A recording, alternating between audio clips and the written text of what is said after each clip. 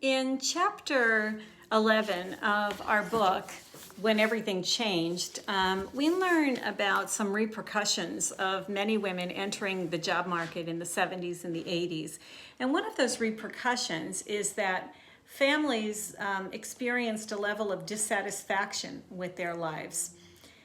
In particular, we might point to men and women expecting more from their partners. And as a result, families were falling apart. The added strain of having women outside of the home meant that things that were normally handled by a woman who wasn't working outside the home would go undone, and that created a lot of tension. Also, women expected their partners to step up and do things that they weren't doing before, because now both men and women were working outside of the family. And so as a result, there were more divorces.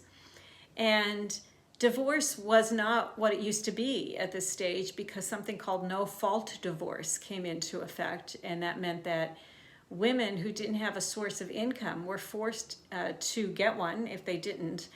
And they weren't receiving a big settlement as a result of the divorce. It usually was 50-50. So if they had a paid off house, for example, or whatever benefit they had, it was split in half. And the wife would go her way and the husband would go his way, but then the wife still needed to earn an income.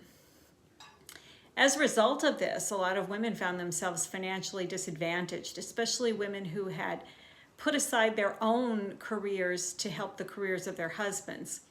And we can read about a number of these cases in our textbook. For example, there's one case where it's a woman who helped her husband get to medical school, but once he graduated and was making a big income, she expected to live the rest of her life ensconced in the suburbs, living well, only to discover that her marriage had fallen apart and she needed to go into the workforce. Which is why I make a case that all women should work all the time, whether for ourselves as a business venture or with an organization. We should have our own retirement accounts. We should be fully independent in the event that we find ourselves single again.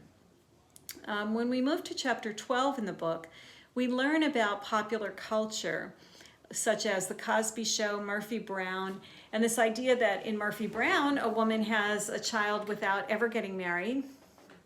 And in the Cosby Show, we have a working husband and wife who have a lot of conflict over sharing the responsibilities of the home.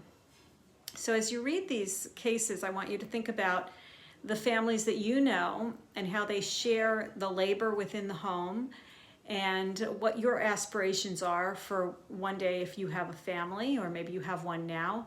What are the ways that you look for participation from your spouse in the way that you handle family obligations inside the home and outside the home?